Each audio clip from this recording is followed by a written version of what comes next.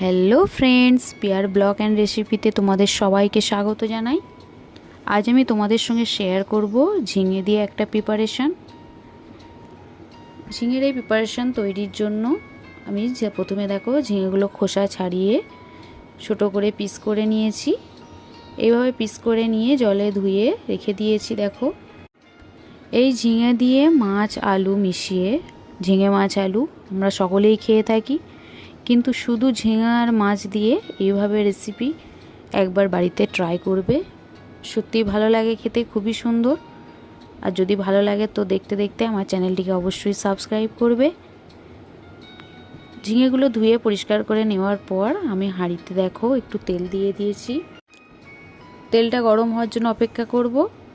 গরম হয়ে গেলে তার মধ্যে দিয়ে দিচ্ছি কেটে রাখা পেঁয়াজটা একটু লাল লাল করে নেড়ে চেড়ে নিয়ে দিয়ে দিচ্ছি অল্প একটু পরিমাণ মতো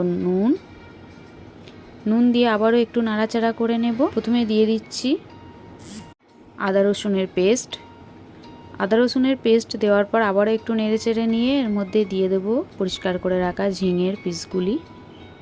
দেখো, দেওয়ার পর ভালো করে একটু নাড়াচাড়া করে নিয়ে একে একে দিয়ে দেব হলুদ গুঁড়ো, দিয়ে দিচ্ছি লঙ্কার গুঁড়ো, দিয়ে দিচ্ছি ধনে গুঁড়ো, খুব অল্প পরিমাণে একটু জিরে গুঁড়ো।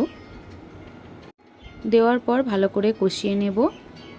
ভালো করে কষিয়ে নেওয়ার পর তেল ছেড়ে দিয়েছে মশলা থেকে, তখন এর মধ্যে অ্যাড করব অল্প একটু জল অ্যাড করে দেওয়ার পর আমি 5 মিনিটের জন্য ঢেকে দেব। ঢেকে দেওয়ার আগে আমি দিয়ে দিচ্ছি অল্প একটু টমেটো সস, যাতে স্বাদটা আরও সুন্দর হয়। আর দিয়ে দিচ্ছি একটা কাঁচা লঙ্কা মাঝখান দিয়ে একটু চিড়ে। আমি মাছটা আগে থেকেই লাল লাল করে ভেজে রেখেছি। তোমরা যে কোনো মাছ দিয়েই করতে পারো, খুবই ভালো লাগে। একটু ফুটিয়ে নেওয়ার পর মাছগুলো আস্তে আস্তে উপর থেকে দিয়ে দেব। দেখো, একে একে মাছগুলো এইভাবে দেওয়ার পর আবারও 5 মিনিট আমি ঢাকা দিয়ে রেখে দেব। রেখে দিলেই রেডি আমার আজকের রেসিপি ঝিঙে দিয়ে মাছ।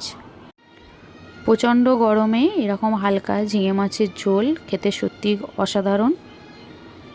বাচ্চারাও খেতে পারবে এটা, যেহেতু হালকা ঝোল, অল্প মশলা দিয়ে, শুধু সবজি দিয়ে। তো তোমরা বাড়িতে অবশ্যই একবার ট্রাই করবে। আর বন্ধুরা, যদি ভালো লাগে তো আমার চ্যানেলটিকে অবশ্যই সাবস্ক্রাইব করবে, লাইক করবে, শেয়ার করবে আর কমেন্টস করে জানাবে কেমন লাগলো আজকের এই রেসিপি। সকলে ভালো থেকো, বাই।